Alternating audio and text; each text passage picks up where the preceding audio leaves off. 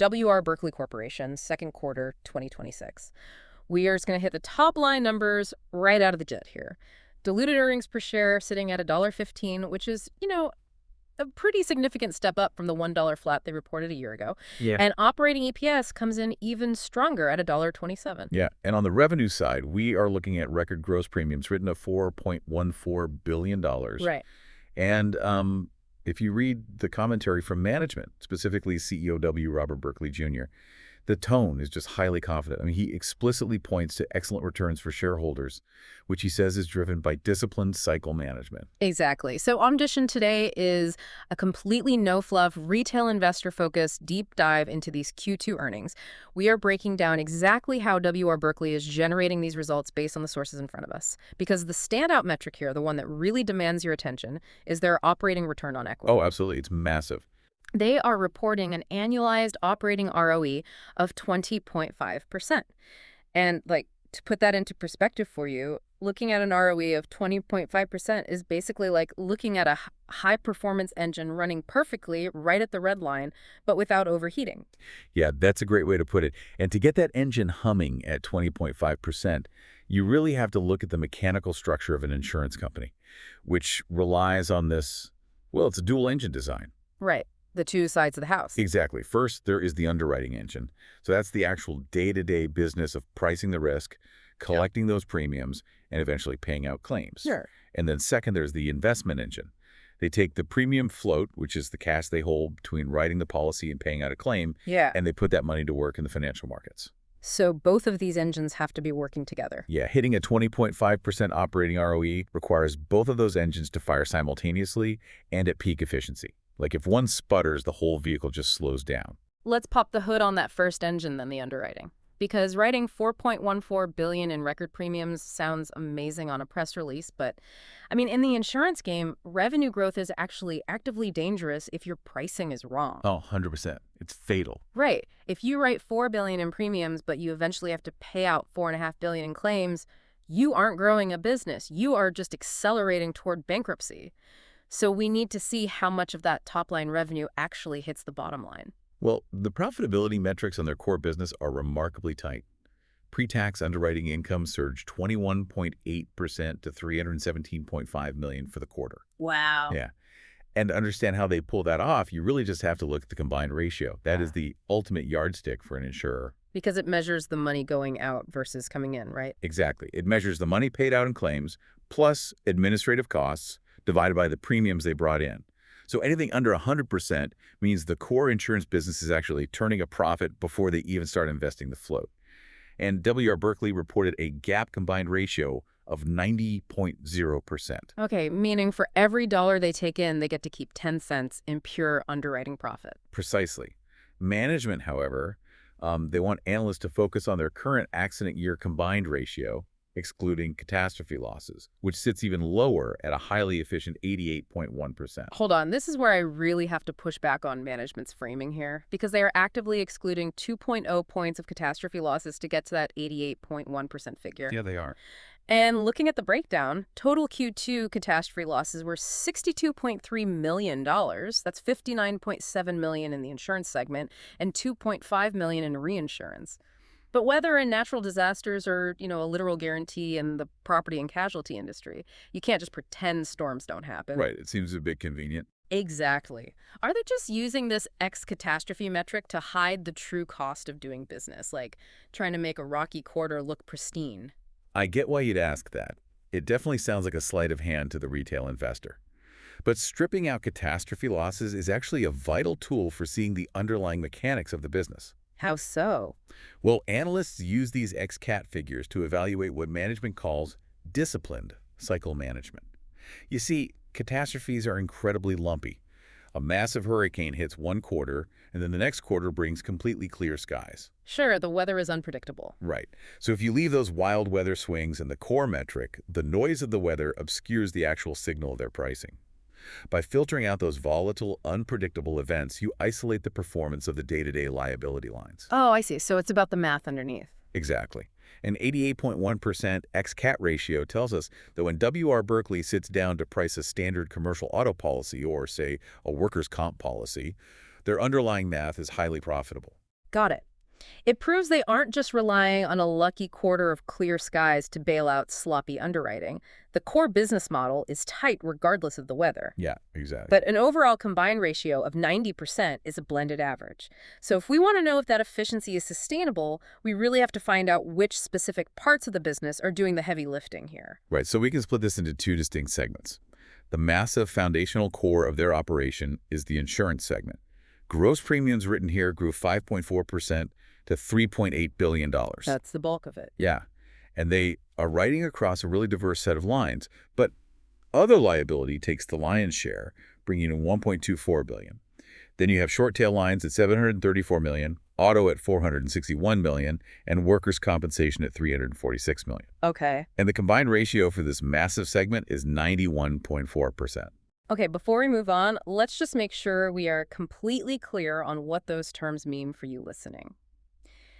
Other liability usually refers to commercial general liability, so protecting businesses from lawsuits if someone gets hurt on their property or from their products. Right. And short tail lines are policies where claims are reported and settled pretty quickly, like property damage, as opposed to a liability lawsuit that might drag out in court for a decade. Yeah, exactly.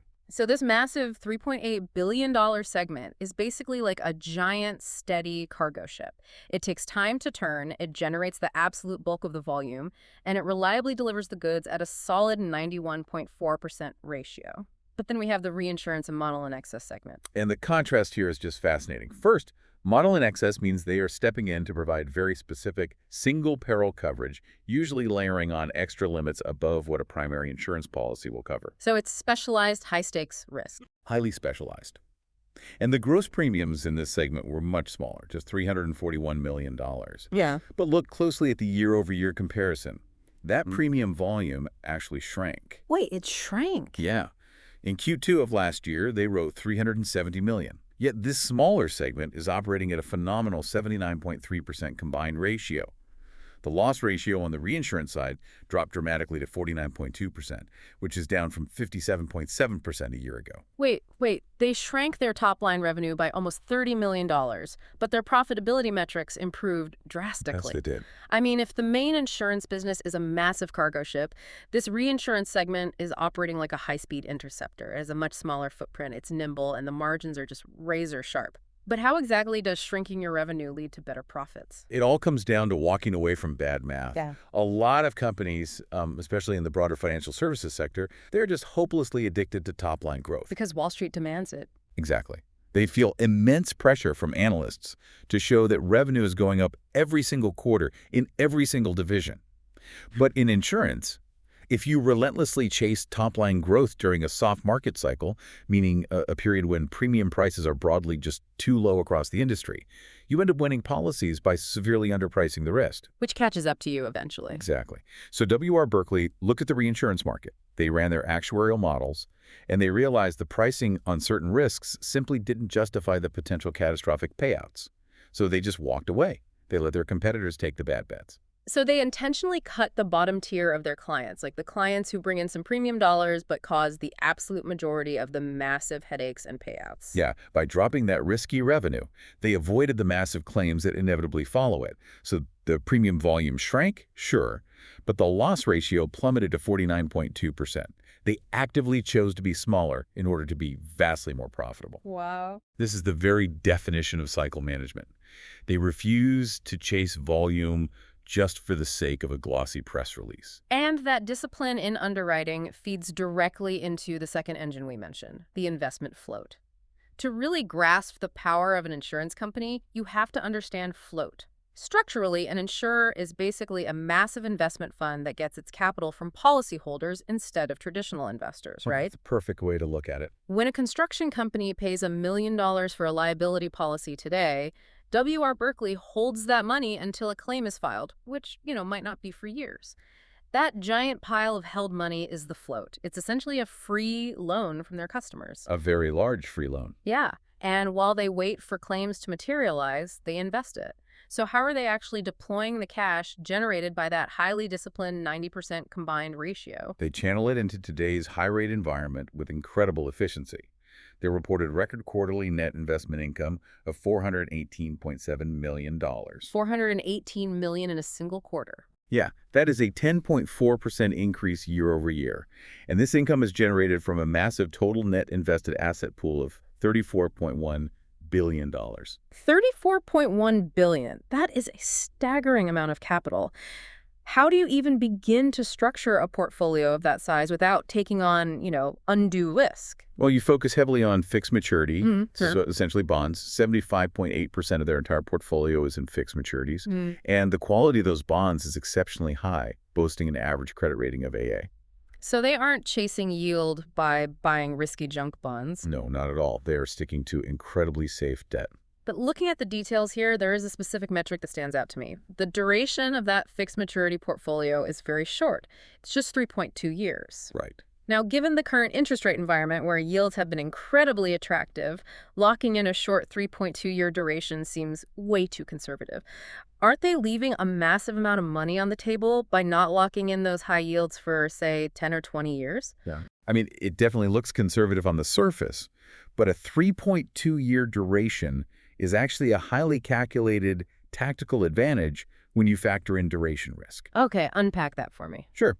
When an institution locks in a 10-year or 20-year bond, they are basically placing a massive bet on macroeconomic stability. If inflation suddenly spikes again, or the Fed raises rates further, you are stuck holding a 20-year bond that yields 4%, while the rest of the market is getting 6%. And the market value of your portfolio completely tanks. Exactly. You become the cautionary tale, like the banks that bought billions in low-yield, long-term bonds right before rates hiked and then collapsed when they had to mark those losses to market. Yeah, we've all seen how that plays out. So instead of taking that risk, Berkley built what is essentially a conveyor belt of cash. By keeping the duration short at 3.2 years, their bonds are constantly maturing. Every month, every quarter, old bonds finish their term, hand back the principal, and management immediately reinvests that cash into today's higher-yielding environment. The CEO specifically noted that their current reinvestment rates exceed their annual book yield. So they just continuously roll their capital into better returns without exposing the balance sheet to massive interest rate shocks. That's sick, sir. It's a self-refreshing money machine. They don't have to perfectly time the market or, predict what inflation will be in 2035. They just ride the current wave, collecting the yield. Yeah. And that strategy only works because their underwriting engine is so strong, right? They don't need to take desperate risks in the bond market to make up for bad insurance policies. The two engines just support each other perfectly. Which logically brings us to the ultimate question for any retail investor looking at these numbers, and that's capital allocation. Right. When you combine a 90% combined ratio in underwriting with $418 million in quarterly investment income, you generate an absolute mountain of cash. In fact, operating cash flow was $800 million this quarter alone. That's incredible. Yeah, so we have to assess what management is doing with that cash and what systemic risks on the horizon could potentially threaten their operation. Well, let's break down the exact capital return figures from Q2. Total capital return to shareholders was $334.1 million. But the distribution of that capital is the key detail here. Definitely. They sent out $185.5 million as special dividends, another $37.1 million went out as regular dividends, and then $111.5 million was used for share repurchases, retiring about 1.68 million shares. And if you zoom out to the year-to-date view, share repurchases sit at a massive $413.9 million, retiring over 6.15 million shares. But I really want to hone in on that $185.5 million special dividend. Sure. Because if high-flying tech companies suddenly handed a massive special dividend back to shareholders alongside aggressive stock buybacks, the market would probably panic.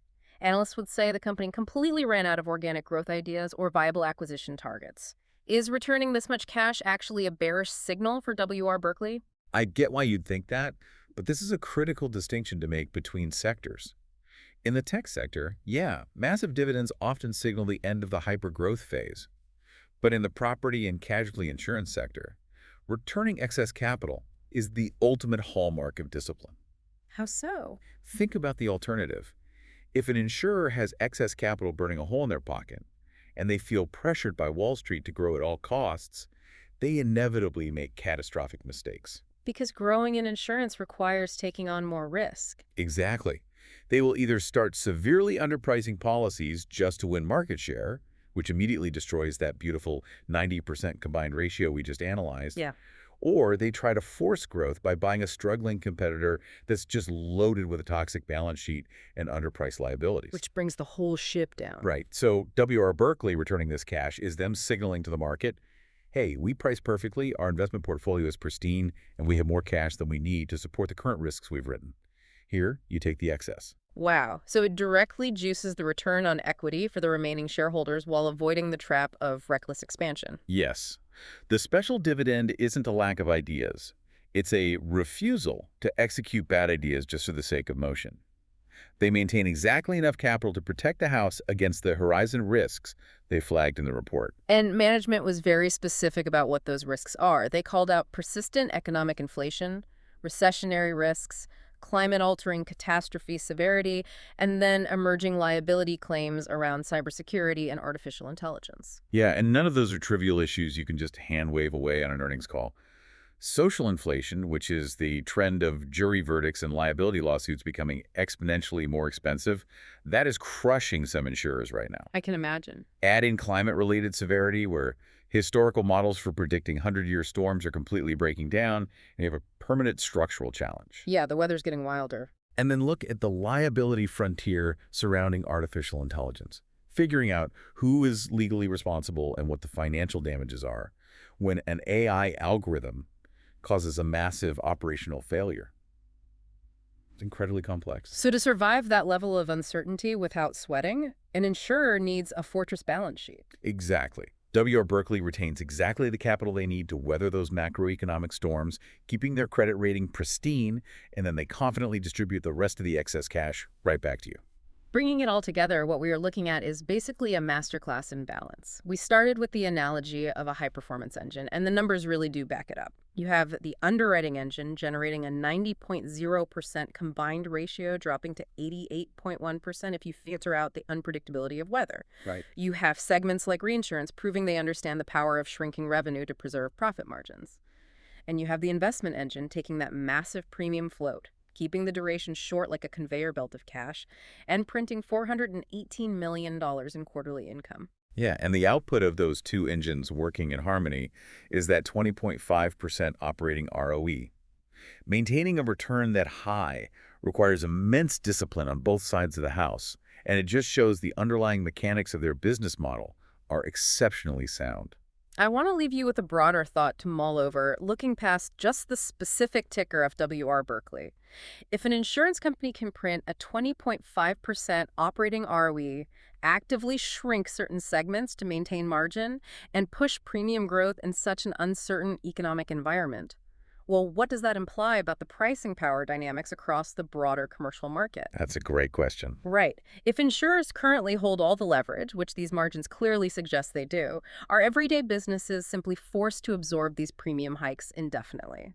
And if businesses are forced to pay more just to keep their doors open, does commercial insurance transition from a cyclical headache into a permanent structural inflationary pressure on the broader economy? Yeah, that is a macroeconomic ripple effect that eventually touches every single sector and every single consumer. Absolutely. Make sure you follow the show for your daily, no-nonsense earnings coverage because there's always more hiding in the numbers.